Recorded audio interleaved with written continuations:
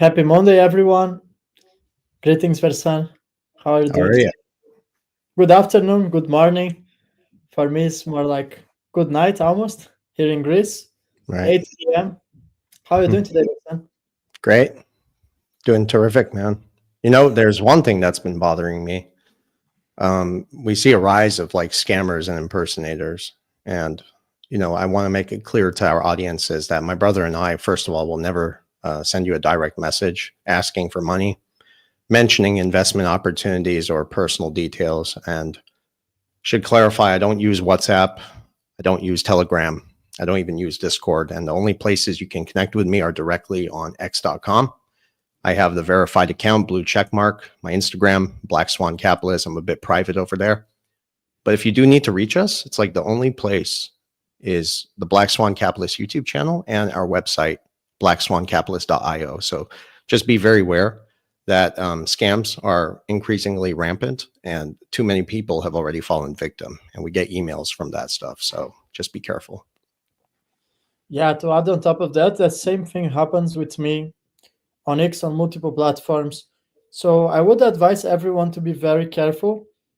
If you see the YouTube comment section, they actually create fake channels and they're gonna reply to your comments and they will pretend to be ourselves. They're gonna drop some WhatsApp number or whatever. So be very careful with these scammers. Another thing they do, and I think that's important to address, they will, at least on my channel, I don't know on yours, Versan, but my channel on YouTube is targets of a bunch of fake comments from random accounts that promote some coins, that's like random coins, and they will flood the comments saying that, creating some hype or fake narrative, trying to promote some. I don't even know which coins are that, but just be mindful, everyone. Be very careful with scammers. It sounds unbelievable, but almost every day I receive messages and people say they send like $1,000 to a scammer, or they send even more, or they send XRPs.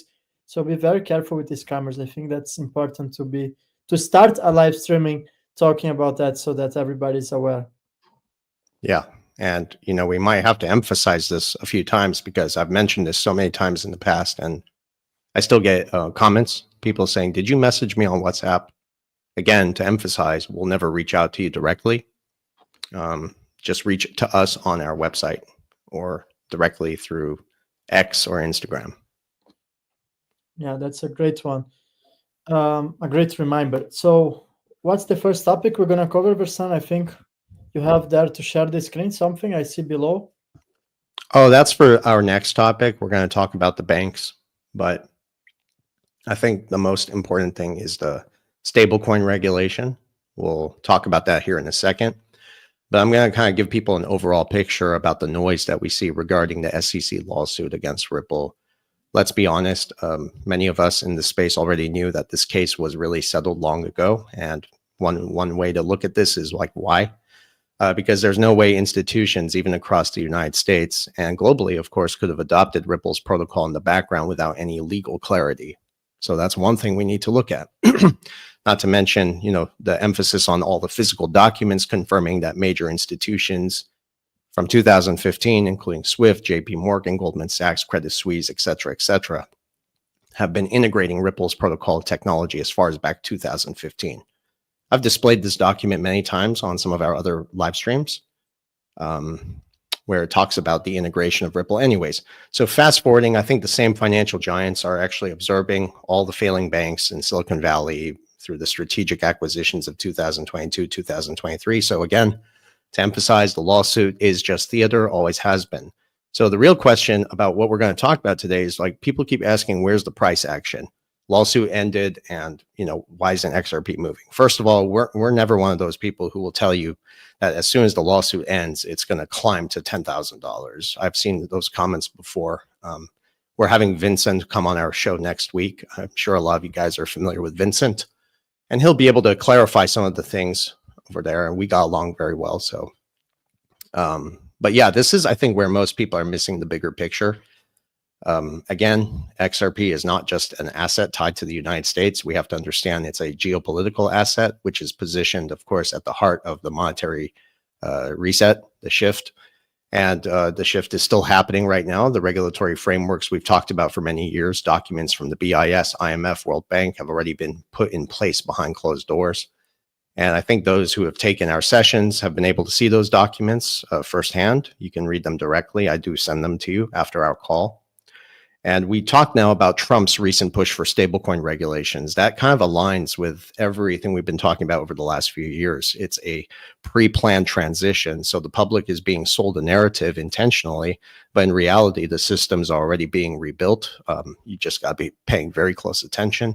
I think what we're witnessing is a gradual deconstruction of the traditional banking system and the rise of the new financial system. So if we can, for many of our listeners here in our community, if we think like 5 years ago when we first started talking about this, and think about everything we've all talked about together and how it has played out exactly as we've anticipated, because we were simply reporting these documents.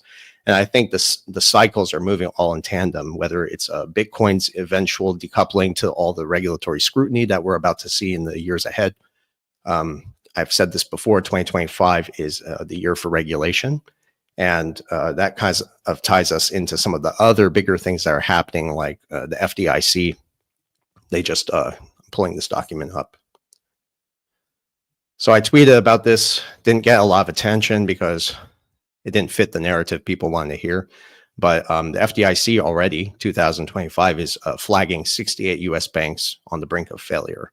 And we're seeing a major bank in Chicago that has already collapsed. I think most people are still not paying attention to the massive financial heist that is happening right now in front of them. And this ties us into the book. I put a tweet about this the other day. The great taking. Wealth, I think, is being consolidated. So again, where does this go back to? This whole thing I've been talking about it goes back to stablecoins. That is the next major chapter. I think right now XRP and XLM are the only two networks. And listen carefully, I say networks, right? I'm not necessarily talking about the assets themselves, but it's the networks that I think are positioned to facilitate, and we're going to see the acceptance and issuance of stablecoins issued on these networks directly. Whether they be reclassified as stablecoins remains to be seen yet, but I think what's undeniable is that the pieces are still falling into place, and the bottom line is patience. Everything we've been saying is unfolding right in front of us. The system is shifting. The old guard is collapsing. And the infrastructure for this new system is already in place, but you just got to keep your eyes on the bigger picture. I think just overall, it's happening still. Totally agree, Versan.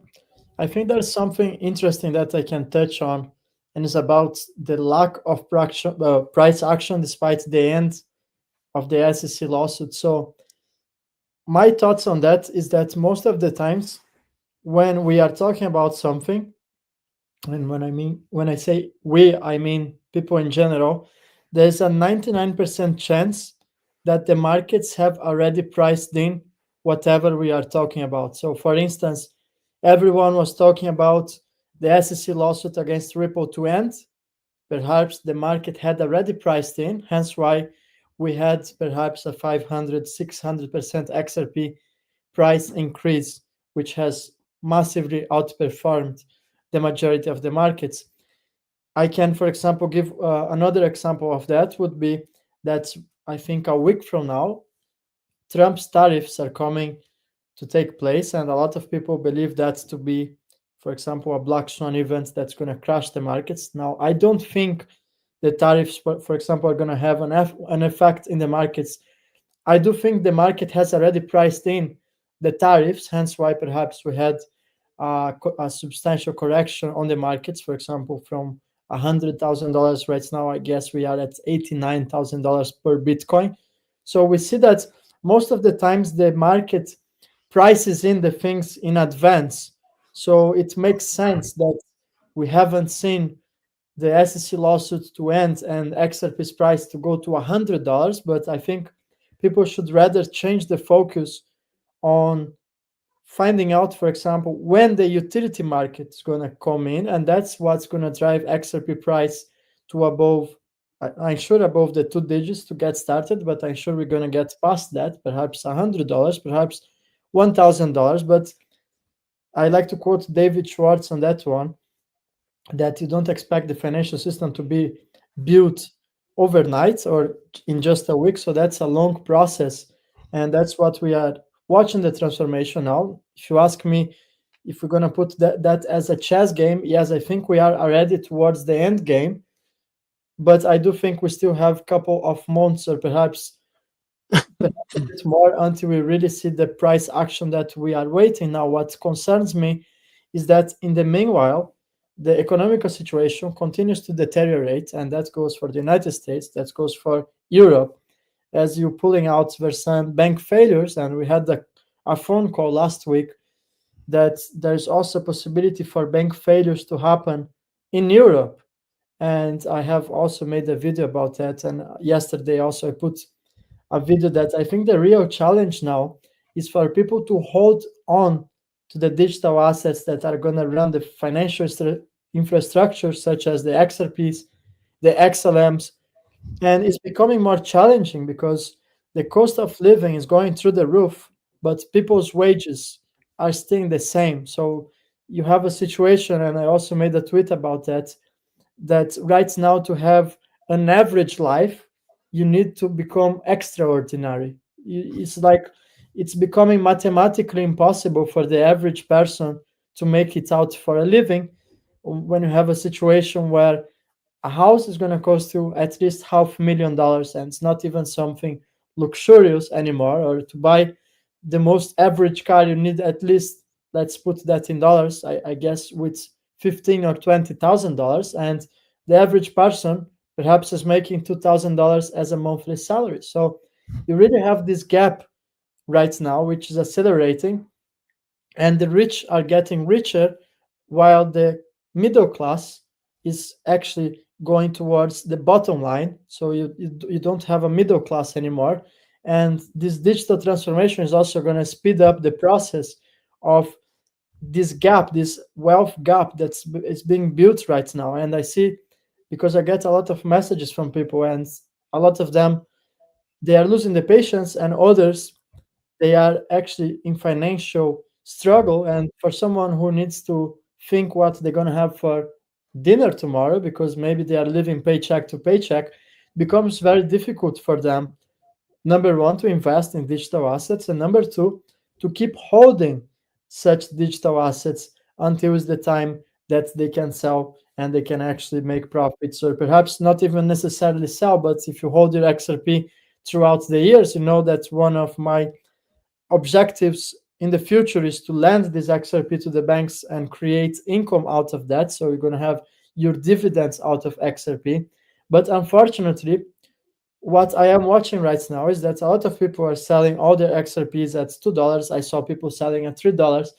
And honestly, I think when we come to the point where XRP is finally, let's say, at $100 per coin, I think the amount of people who are going to still be holding this XRP, especially in cold wallets, perhaps going to be not greater than 1,000 people. So I'm really calling out for this problem, as most people are just ignoring that the economical situation is getting so bad to a point that people are being forced out of XRP to buy food. For example, it's honestly, sometimes you go for the groceries and you can spend $200 for a week if you are one or two people in the house, and that translates to people selling digital assets. And I think that should be addressed. What do you think about that, Versan? No, I agree with you 100%, but it's very possible that they're stifling the innovation. And this is just another way to look at things, despite the fact that we have a lot of evidence ties into the whole ETHgate thing. We won't even get into that today, but stifling the innovation and inflicting the economic conditions intentionally. And that's through, the debt-based system. We'll talk about that here in a second, to gradually devalue the currencies, making it harder for people to survive. Therefore, they're forced to sell their assets, like we talked about before, forced to sell their assets, their gold, their Rolex watch, their homes, just to pay for the higher price of goods and services. So, I mean, when you really want to start to talk about inflation, what is inflation? It's really, there's no such thing as inflation. It's just devaluation of fiat currencies. And as we know, fiat currencies do have their cycles. So essentially what's happening here is liquidity is plunging, and it's directly tied to the crumbling debt-based system that has propped up the US dollar's reserve status. And that's really where this comes down to. So all this endless money printing is required to keep this whole Ponzi scheme afloat. And that's why central banks are even now quietly dumping their bonds, and they're actually turning the physical gold. The public is actually going to be the ones left holding the baggage of the US debt, while the 1%, the heirs, the real insiders, you want to call them, right? They're shifting into tangible assets. We can even take, for an example, look at what's happening. Elon Musk, Jeff Bezos, Mark Zuckerberg, Jamie Dimon, other billionaires, I can go on and on. They've been pulling out massive amounts of cash over the last few months from the system. And why? It's simply because they're expecting major corrections. And here's the kicker, if we transition into blockchain-based finance, everything we're talking about here, all this corruption, and even the whole XRP community would agree with me on this, all of this gets exposed intentionally. So the elites will actually, whether the elites are there or not, that's a whole different discussion. Somebody's running the show, right? They're going to walk away while everyday people are actually left holding worthless bonds and a collapsing currency. I talked about this in 2023 when Senator Warren, on behalf of the Senate Banking Committee, was putting these laws into action, and nobody was talking about them. And I think even now where we are, we're in a situation where even while the masses are distracted with very important and critical topics that need to come out for sure, but for instance, the JFK files, the Epstein, and just for those who are out there, Epstein and Diddy are just a scapegoat for the real culprits behind the real narrative, and that includes NATO and some other things I don't want to talk about. But even Trump and the whole divide and conquer strategies and the real moves are actually happening behind the scenes. New laws are being enacted. Money is moving globally at an unprecedented level. We've never seen it before. So basically the cracks in the system are very clear, and the wealthy are taking deliberate action to bet against the very system that they've been forcing us to use by accumulating hard assets. So it's not just gold, silver, and platinum, but we're talking about water rights, natural resources, short-term positioning with cash, of course, blockchain technologies that are built for this whole transition. And I promise you, this isn't speculation. It's happening right now. And just as we've tweeted recently, the greatest heist in financial history is unfolding before our eyes, and very few people can see it. I'm so fortunate that this community has real eyes to see what's happening here. And I think the game plan is still very simple. We have to mimic what the rich are doing, just on a smaller scale. And this leads us into the next phase of this conversation, and that's asset-backed digital currencies. We know the system is transitioning into a new financial infrastructure. Whether it collapses or evolves, that's a whole different rabbit hole. But the future is digital. And I think gold, it's not going to be able to move physically in a digital world. We know this. It needs a bridge. And that bridge is XRP. This has already been acknowledged, not just by David Schwartz. And I don't like to quote people, but the World Gold Council and many other institutions that are building the financial frameworks. So to your point now about the economy contracting, you're absolutely right. And we see a major credit crunch that's on the horizon, really. And I think as the dollar liquidity plunges, which is associated with the loss of purchasing power through the printing, banks are going to tighten their lending standards. And at the same time, the middle class is going to get squeezed out even further, because we're already at all-time highs for credit card borrowing, credit card defaults, mortgage defaults. And sadly, people are borrowing more money that loses purchasing power faster than they can earn it with a higher interest rate. That basically is stacking the deck against everybody. And this is how the fiat system is collapsing. So we're living through this transition, and it's happening very gradually while people are subdued with other distractions, and central banks worldwide know it. And the pandemic was just one piece of the action that kind of exposed how unsustainable this was all along. So again, the transition is happening. The question is, our audience, is everyone prepared, really? Yeah, that reminds me of the conversation we had with Andy Shackman, which, by the way, was one of the favorite guests we had on the turning point. And if we look for the price of gold itself, it's already showing us that central banks have been accumulating large sums of gold. And even the price has created a natural floor right now. Basically, if you're waiting too much to get the gold's dip, and I don't know if you guys have been following it, but it just continuously go up. I mean, you don't even have time to get in on a retracement, because apparently the central banks are buying so much gold that there is basically no time left for dips. So basically, I think last week we saw it above $3,000. I think that was a new all-time high for gold. What do you think is going to happen next for gold, Versa? You think we're going to continuously climb upwards until perhaps at some point there comes a gold revaluation. Do you still believe in that theory? And I think you are muted. My apologies. Well, first of all, I think we're seeing a gold rush 2.0, and that kind of ties us into the whole end of paper manipulation. That's kind of what we just talked about over there, liquidity plunging and so forth. But I think for the first time in modern history, we're seeing central banks and financial institutions moving back to physical gold instead of bonds. Mentioned this just moments ago. And it's a massive shift because basically the US dollar has allowed the Federal Reserve to issue more debt. And it's not just the Federal Reserve, central banks around the world, but that system is breaking down. We've been talking about this. And in a way, basically the Federal Reserve is being neutered to a degree. At the same time, they're evolving to a degree with RLUSD stablecoins. And we'll talk about that another time, but it ties us into everything else, which also contributes value to the XRP because you're going to need XRP to move that gas. Now, the demand for physical gold is exceeding the physical supply, and that's leading to a massive repatriation by central banks and financial institutions worldwide. So the thing I think people need to be concerned about, and I talk to a lot of investors when they book sessions with us, they have a lot of money in this paper gold market, and that's the derivative system, which is actually built to suppress the precious metals prices. And it's running cold, basically. We have a guest coming on the show on March the 31st. He's going to talk about this stablecoins and how it ties into the rails of XRP. Very interesting discussion. He chose to speak with us about it. And he's going to explain basically for decades how the LME, and LME, for those who don't know, is the London Metal Exchange, and even the COMEX, which were designed to actually keep the prices of gold and silver suppressed and artificially low. And that basically ensured that fiat currencies, especially the dollar, remained dominant. But right now, this is all hitting a brick wall. And basically, again, the cracks in the system are very obvious. And just like everything else, blockchain is going to expose these vulnerabilities. So now how do I tie this into the gold market? Blockchain, essentially, for those who don't know, is an accounting mechanism. So it's designed basically for the whole transparency and real-time auditing and price discovery. So basically, as we transition in the blockchain, the true value of physical gold and physical silver are going to be revealed. And many people in the blockchain space understand this. So those who are holding physical assets, I think, are going to benefit the most. And that's why, again, the wealthy are making these moves, and we're simply mimicking their strategy. Now, for those who can't afford gold, and I get this a lot, I highly encourage you to stack physical silver. It's one of the most undervalued physical assets in existence. And at these prices, I think it's a bargain, but beyond just being a hedge against inflation, silver also does have real world utility. Especially in the digital economy. You got to think about it. Computer chips, motherboards, industrial tech, that all requires silver. I used to work on this stuff.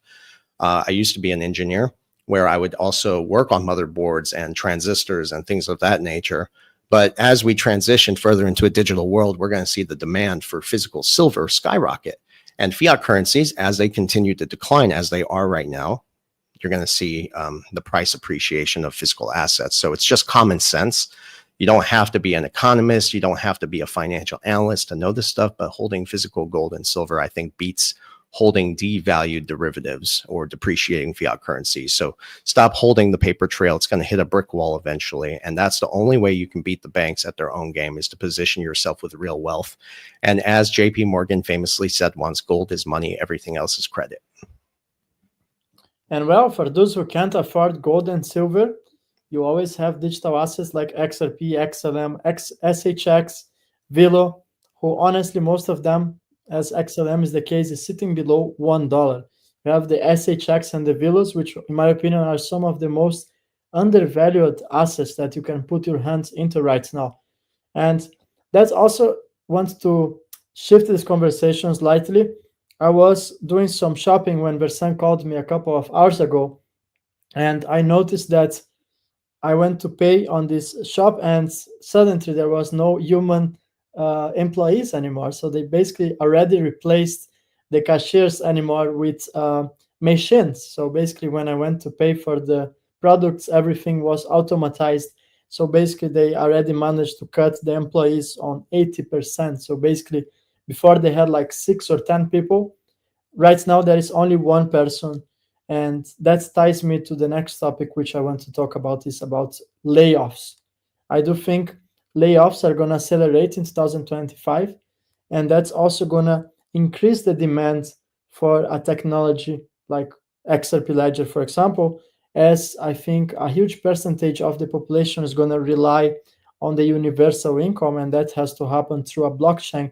And as Versan was explaining about blockchain before, I would add that you want to see blockchain technology as a transparent database, somehow a more sophisticated database, but basically the main function of that is to storage data in a decentralized, permissionless way. So as more people are getting laid off in 2025, the government has to come a solution, and that's somehow, I'm not huge a fan of David Icke anymore as I used it to be, but he always said about problem, reaction, solution, and that's how the powers that be create problems, which the same people who create the problems, they later on down the road come with the solution. So in this case, I think 2025 is going to really be a place in the timeline where we can set a division, and we're going to say the word before 2025 and the word after 2025. I do believe there's a massive transformation happening in this specific year in time.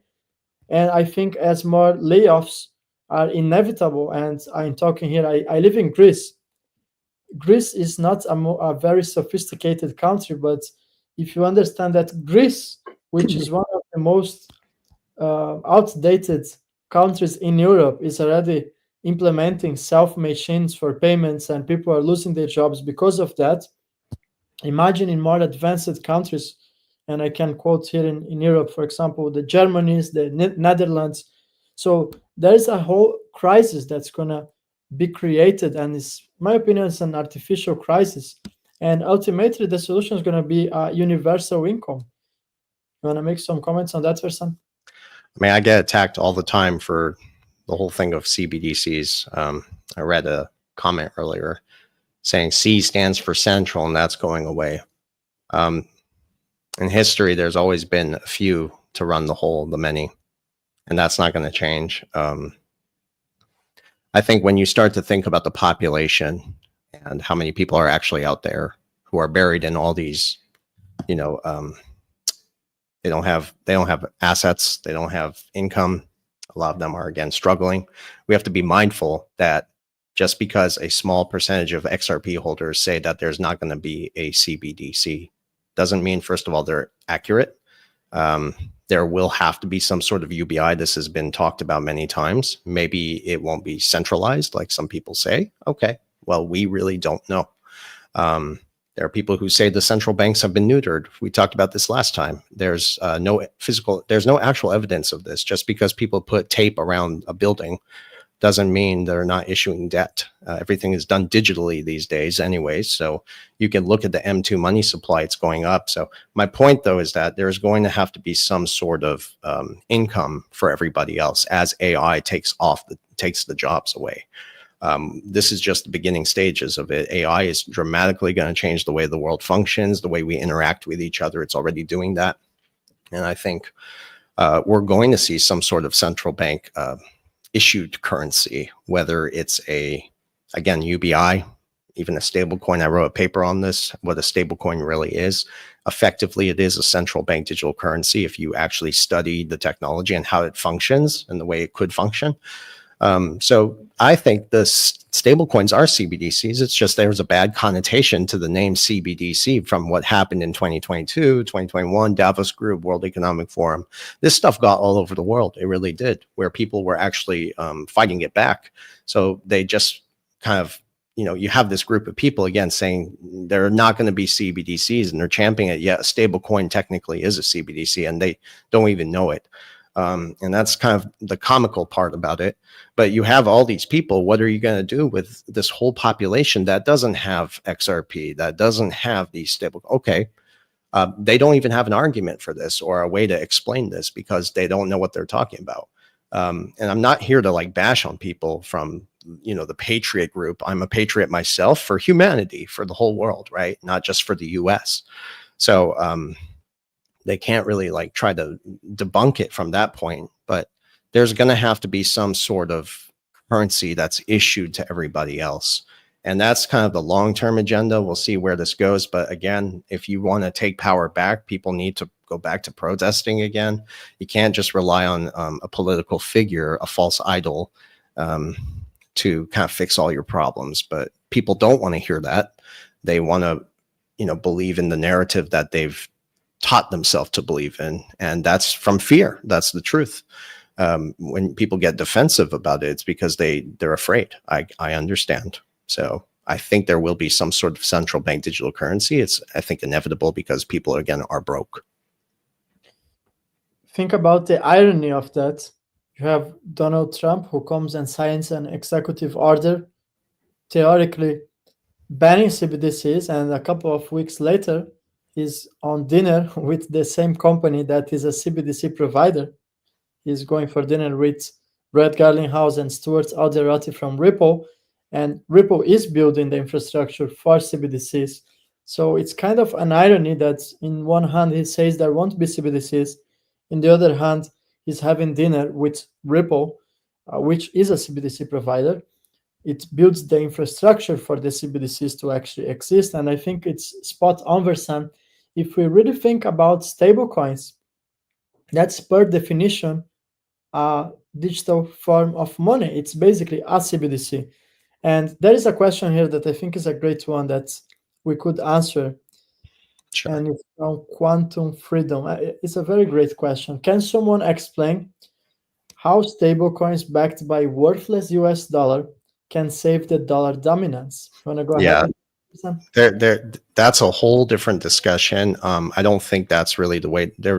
If you read the IMF Trust Bridges document, I'm trying to get it displayed here, but it talks of and describes about a two-tier banking system. And I've talked about this so many times. There is going to be a two-tier banking system. And I think that's where you start to look at Stellar. Stellar is actually the one, again, I'm emphasizing this and reiterating it, that is issuing the CBDCs. The CBDCs are being built on the Stellar network, and it's the XRP ledger that provides the interoperability for a Ripple net.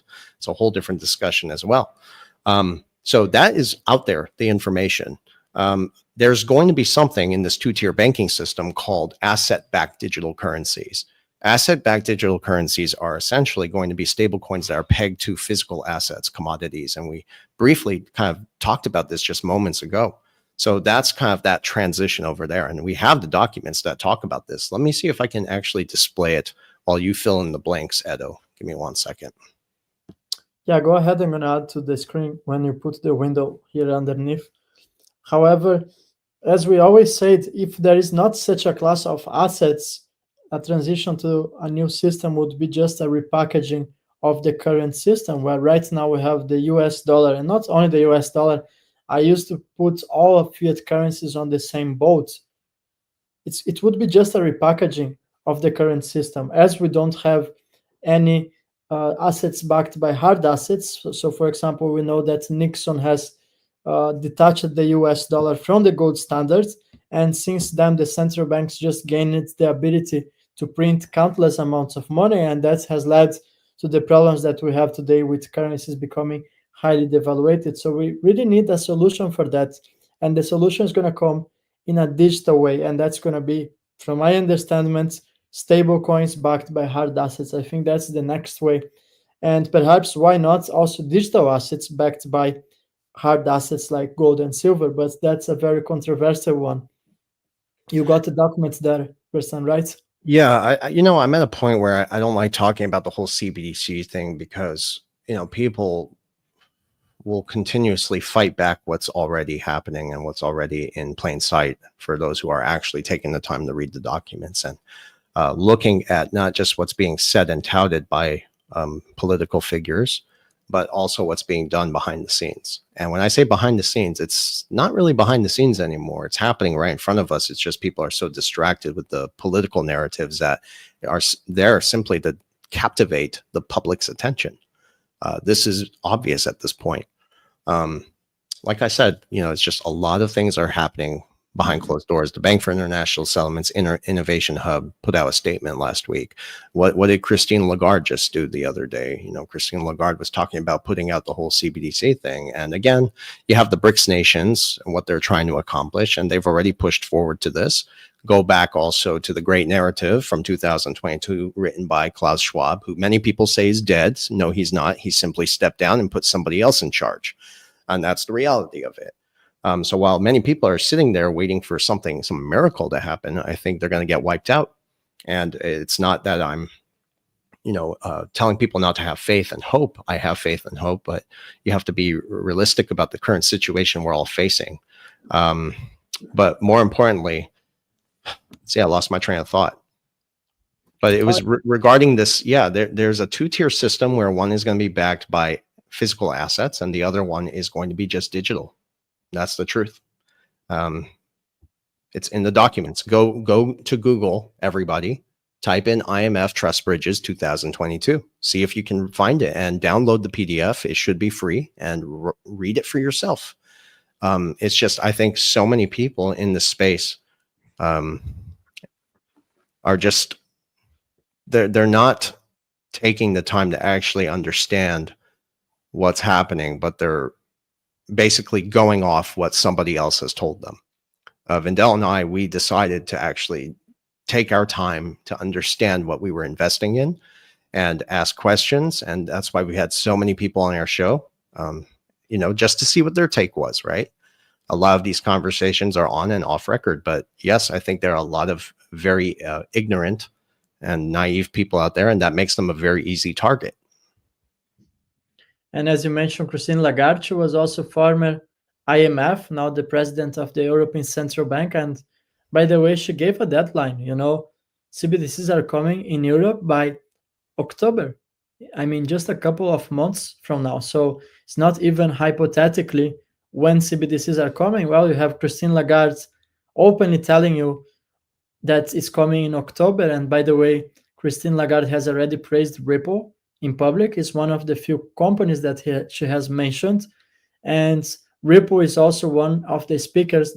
I mean, not the company, but you're going to have Ripple employees, and it's listed it's number one actually on the website of the Digital Euro Association. So that's also, for me, is an indicator that we're going to have the digital euro built on top of the XRP ledger. And I think that's one more reason why people should be patient by holding XRP and not selling at $2. I mean, let's be honest, $2, you can't even afford a cappuccino at today's standards, at today's cost of living. So if you are actually in a hurry or if you are struggling financially, I think it's a bad idea that people are selling their XRPs, as it's becoming more and more difficult to accumulate digital assets. For example, just 6 months ago, with $1,000, you could buy perhaps 2,000 XRPs. Right now, it's the same amount, you can buy 5 times less XRP. So that shows that it's also becoming more inaccessible for the majority of the population. Someone asks if I hold HBAR. Yes, I do hold HBAR. HBAR is my number 6 top holding. It's one of my favorites. We already did a podcast, me and Versan, I think 2 weeks ago, if you want to look at one. And I think we took like 10 or 20 minutes to speak only about Hedera. We spoke also about Hedera's governing council, where you have companies like LG, Boeing, you have IBM. Google is also on the governing council for Hedera, which, by the way, is not a blockchain, it's a hash graph. It's a different way to validate transactions. So the nodes actually communicate with each other. It's called the gossip protocol. It's kind of different from the RPCA, which stands for the Ripple's Consensus Protocol algorithm. So there are some technical differences from the XRP ledger, but if we look for the partnerships and who is behind Hedera, I think there's no reason to not hold HBAR. It's one of my favorite assets out there. And honestly, I also like others. Versanov also, I know he also likes the Vilos, the SHX, and perhaps. Yeah, I mean, people keep asking like over and over, and I'm happy to answer it again. But a lot of these comments that we're seeing, we have a lot of discussions where we've talked about so many things. I mean, it's crazy. I don't even know how to label a title one topic anymore because there's just so many things happening, and I'm trying my best to kind of get everything together and make it make sense. But for those who are asking about Vila and Stronghold, use case and opportunity, I think Both of them are incredible technologies. They both are undervalued assets with very strong fundamentals built on the Stellar network, primed for massive growth at the blockchain-based financial networks expand. So as we see these systems expand, the demand for these technologies will increase as well. It's enabling cross-border remittances, but specifically their main niche is digital credit issuance. So lending and borrowing for the Stellar XLM holder. And borrowing and lending, ladies and gentlemen, is the very foundation of an economy, debt and credit issuance, basically. So it's already being integrated with financial institutions, liquidity bridging. This is, again, very complementary to what XRP is doing. It's a complementary ecosystem for some of these technologies. I think as regulations come to fruition, you're going to see a lot of non-compliant technologies that includes Tether and many other cryptos out there that are tied together, going to start falling apart. And that's going to be exit liquidity for most of Wall Street. And that's a rabbit hole of its own. So yes, I'm not financial advice, but I encourage everyone to have some Velo in their portfolio. And SHX, I know it's a little tougher to buy for some people, but if you could purchase it directly through Stellar Term, you're going to be able to do this very easily. I know a lot of people say Lobster. I've had friends who have experienced problems with Lobster in the past. So I just wouldn't recommend a soft wallet. I prefer making purchases directly through Stellar Term and then moving them onto your hardware wallet. So that's how you can buy SHX. What else? SHX, their main focus is primary business payments, liquidity solutions, offering instant settlements within the XLM ecosystem. They do have, what are those things called? API driven transactions. So basically fiat to crypto on and off ramps. That's very big for the XLM community. And by the way, SHX, one of their big investors is Ripple. I don't think that's a coincidence either. So be sure to check it out. Yeah, and for Velo, there is Jed McCaleb on the board of directors. So that's something very unique. And just to briefly answer here, some people ask where to get Velo. You can get, someone put in the comments where nicely said Uphold, I guess Maxi, or you can get straight from Lobster wallet. It's basically on the XLM network. Yeah, you could. Is there anything else we need to talk about? I think we can take this. Tariffs? We can perhaps answer some questions. I think in this last 10 or 15 minutes. I don't know if we forgot any topic for some. Honestly, I think, yeah, there is something important we were discussing the other day as far as inflation and what we're going to see moving forward. So the tariff thing is very interesting. What do you think about that? Do you think we should talk about that? Yeah, we can just make some comments. I honestly don't think tariffs are the black swan event, because I see a lot of people saying, oh, the tariffs are going to crash the markets.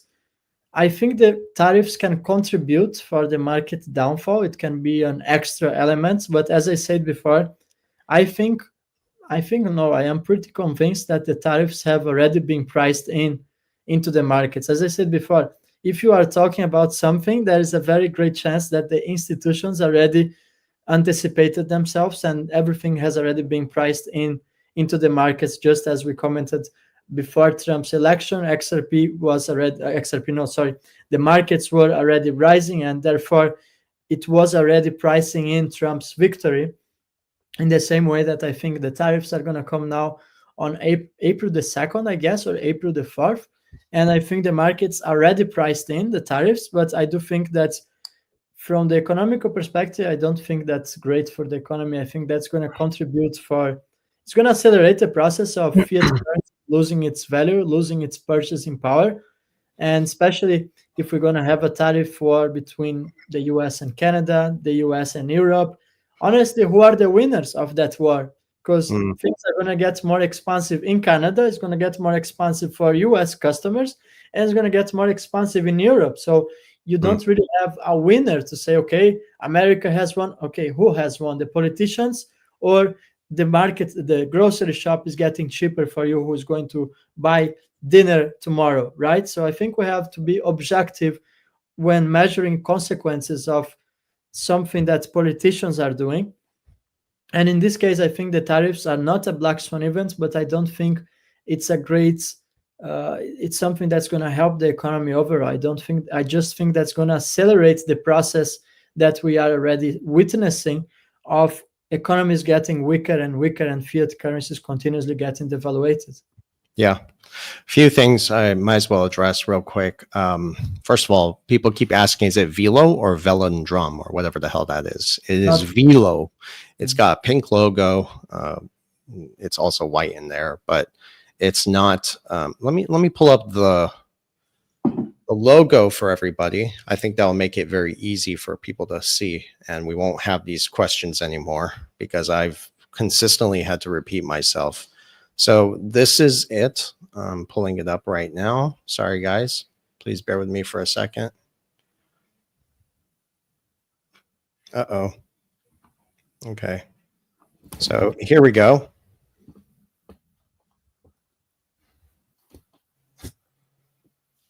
If you guys see me like looking up, I'm just fixing the lights here. Where is it? Here it is. All right. So that's the logo of Velo, okay? I hope this helps everybody understand. But that's it. Okay. Another thing, somebody mentioned something about Jake Claver's domino theory. Well, I've openly talked about this. I didn't label it as a theory. I talked about this in 2022 on Lewis Jackson's show, and I was explaining that this was all going to be tied to the bond market, where XRP would begin to tackle the liquidity crisis that is associated with the collapsing debt market. And this includes Japan. We have infiltrated their financial institutions shortly after World War II. And we've basically, this is what the IMF does, International Mafia Fund. And they push their financial system to the brink of collapse by holding the liabilities of the United States Central Bank. And basically, if there was a global liquidity crisis associated with the collapse of the debt market, XRP is already positioned, in my opinion. And this kind of ties us into the Kendra Hill theory to go to such a high price to tackle the liquidity crisis to meet that institutional demand. So I've openly talked about this. I think with all due respect, I have a lot of respect for Jake Claver and many people in this space, but I'll tell you right now, a lot of people have taken my insight and repackaged it before, over and over. And I've seen this for many years now. Yeah, they keep doing that, especially on X, and it's pretty annoying. It's okay. I mean, they did it to my brother the other day. Somebody literally copied his tweet and reiterated it differently. You see what I'm saying? So I think that's why I keep telling people, go watch my older videos in the past and my interviews I've done. We're at a point right now where people don't want to have me on anymore because I kind of did everything back then. I don't know. Maybe they just don't want to hear it come from me. I don't know. But I'll tell you one thing. After my channel started growing and people just stopped inviting me onto their shows, they kind of excluded me from many things. And that's fine. I really don't care. The facts are the facts. And I think people who really do their research will always come and find our channel eventually. So someone asks me about good option for cashing out crypto. And he asks me also about Cyprus. Well, I did a whole video on that. You can go back on my channel, watch, I think 5 or 6 videos ago. You're going to see that I was in Cyprus. And basically, to make a long story short, you can get 0% income tax and also 0% tax on crypto dividends in Cyprus if you become a non-dom. And that implies you need to spend 2 months per year in Cyprus. And of course, you have ways to bypass that. But basically, it's one of the best options to cash out crypto tax-free in Europe because they also have euro as a currency. Now, that's kind of more complicated for American customers. Then you have to be more specific and check for treaties between the countries, like between the United States and Cyprus. Honestly, I don't know the answer specifically on that one, but if you are European and you want zero taxes, I highly recommend you to check Cyprus and also Portugal. And also watch my video as I break down in more details. Yeah. I do want to mention something also about the whole tariff thing. I got a lot of comments on LinkedIn about this, and a lot of our viewers on LinkedIn do watch us here. So to clarify what I meant when I was talking about the tariffs, I don't think these moves are just economic policies. And by the way, if you look at all the executive orders that Trump has been signing, over the last month and a half, 2 months, is really dismantling the post-World War II order and allowing to pave the way for something new, right? So again, that's really what's happening. And they're basically shifting us into a new political and I think financial regime. We talked about this, but one way to look at this that so many people have said is this is a way to, bring countries back to the table to renegotiate trade relationships. But we have to be mindful at the same time, the West is always in a fragile position, really. And the US, I think, has outsourced so much of its manufacturing to China, India, and other countries, right? I mean, think about it. We import far more than we export. And if you think about what we do export associated with the reserve currency, we export inflation, we export debt, we export democracy, but in a negative way, pushing foreign countries to change their sexes. Like that's stuff that's, in some parts of the world, not acceptable, right? So that's the kind of democracy we're pushing, and even weapons from the military industrial complex. And we're supposed to eliminate the military industrial complex and bring peace to the world. That's not happening. We see war on the rise in the Middle East. These are topics people don't want to discuss in the crypto community. I understand it. But in short term, back to tariffs, I think it's going to bring higher inflation. But then again, we have to be mindful that inflation is not about trade policies. It actually comes from how much money is being injected into the system, how much new money is being pumped into the system. Because inflation, again, like I said earlier, is simply the devaluation of purchasing power. So there are more like deeper systemic reasons why that's going to accelerate. We can talk about another time. But I tell people, instead of waiting for the impact of tariffs to unfold and seeing how this might affect us, why not take action now? Stock up on essentials before prices climb even higher. And they're going to climb higher. So I'm referring to water, food, non-perishables. I've said this so many times, basic supplies that are already increasing in price. If you remember, the 2020 pandemic showed us how quickly people were panicking. And something like that is set to take place again. People were fighting over toilet paper, and that's just the beginning. So, if the food supply, imagine if the food supply and the supply chains tighten further, you can expect the shortages of goods. And, I've personally made sure I have enough food, water for, 2 years, if I can, essential like survival items. And I think just many people are ignoring these warnings until it's always too late. So just don't be one of them. Yeah, another thing that can ignite such a scenario is a cyber attack. For example, you can have the entire supply chain management system shut down and people don't get access anymore to the basic goods. And that reminds me 2 weeks ago when I was in Cyprus and I had this conversation with this lady that was showing me some properties there. And she has told me the history of what happened back in 2012 and 2013 when the government has seized people's money. You remember that there was the banking crisis, especially in Cyprus, Greece, and other European countries where they literally shut down the banks. And she literally told me that in one day they were celebrating Carnival and everyone was happy. And literally the other day, nobody could get money from the bank anymore. And she was explaining to me that the only reason why it didn't become like a tragedy where people would literally become violent or perhaps burn everything down is because Cyprus, and that's the explanation she gave to me, was a small country with small communities and with very strong family values. So people were able to somehow support each other. But I don't think that's the scenario nowadays for the majority of countries. And that's what exactly has happened in the cities today, where people are divided, the family values are gone. So you have a whole different society that's in the event of something like a supply chain collapse where you can't get access to foods and goods and services. That can have a catastrophic outcome. People can become violent and a lot of bad things can happen. That's why I think it's beyond just being prepared financially. As Versan said, if you can get access to water or to food or something that has a lot of value beyond just the monetary value associated, Yes. I think it's a great way to get protected. Yeah, and there were some statements in here I saw that were incredible. Like, for instance, somebody said, I know how to skin a buck and get a trout line. So they know how to survive, basically, get food if they needed to. These are the kind of things that, the real survivors are going to have to endure later on is being able to take care of yourself. And I think that's kind of part of this whole awakening process that people are talking about, is not becoming so dependent on the current systems and centralized control, right?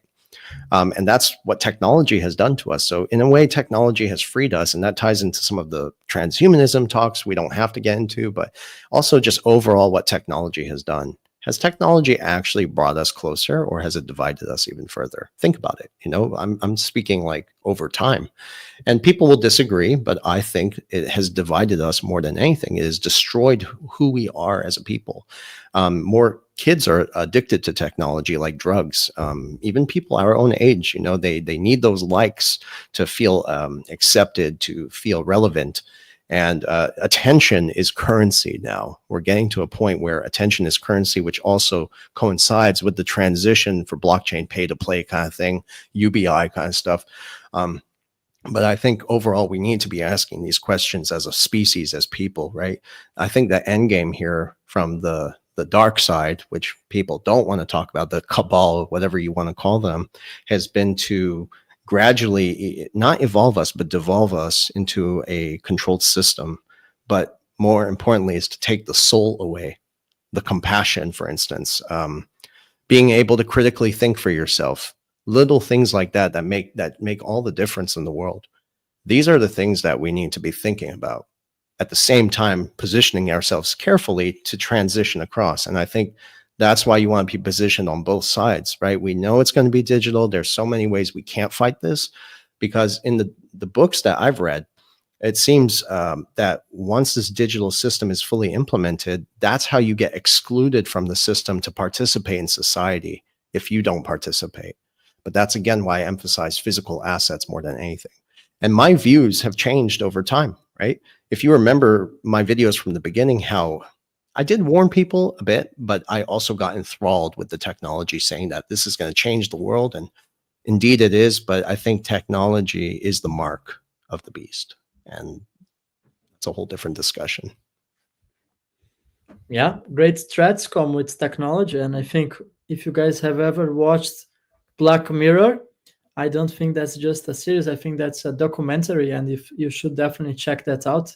It's a series that you can find on Netflix, and they're really portraying what's going to happen in the future, where even time is going to be tokenized. So they can tokenize your working hours. They can tokenize water, and they are already doing that, by the way. They're tokenizing water.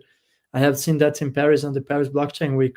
So as we advance, we move to a stage where everything is going to be tokenized, also increases the way that the government can control the population. So that's a very complex topic. I think we are reaching 58 minutes right now. We like to keep it under 1 hour.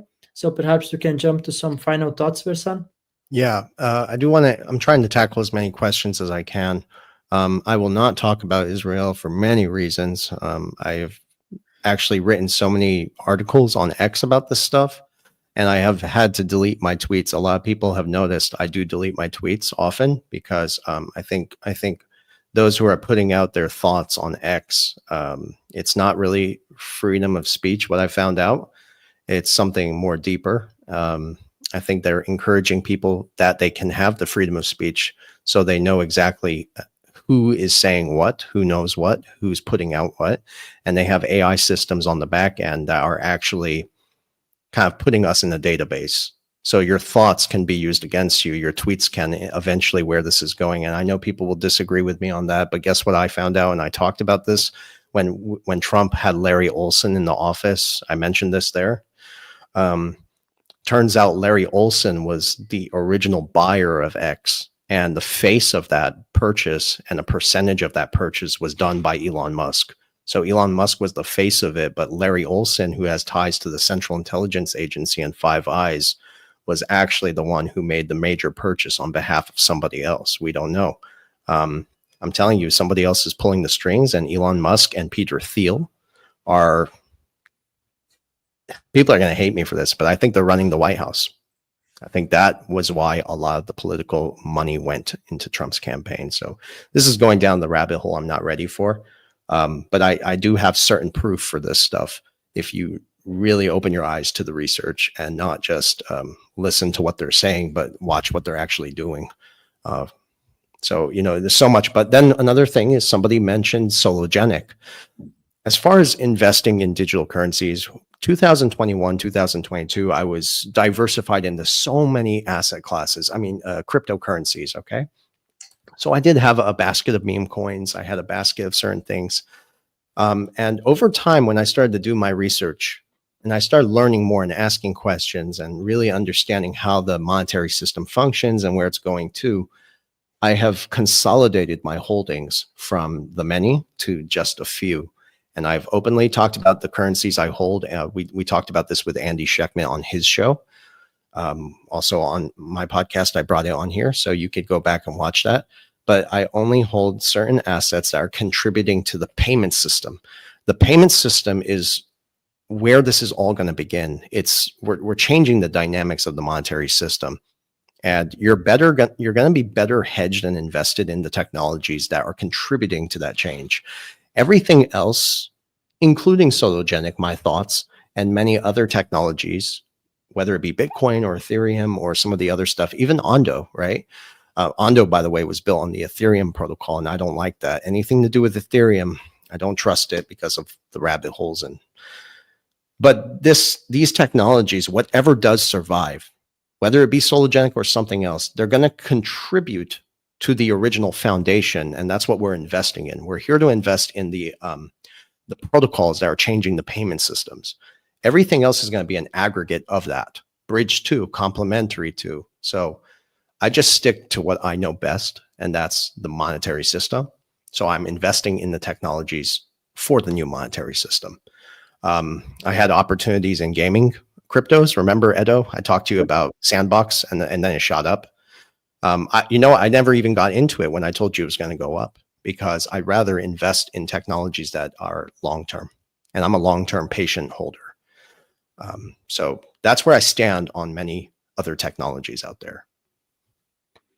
Totally agree, Versan. And I have said this in the past when we looked at the charts of the majority of digital assets right now.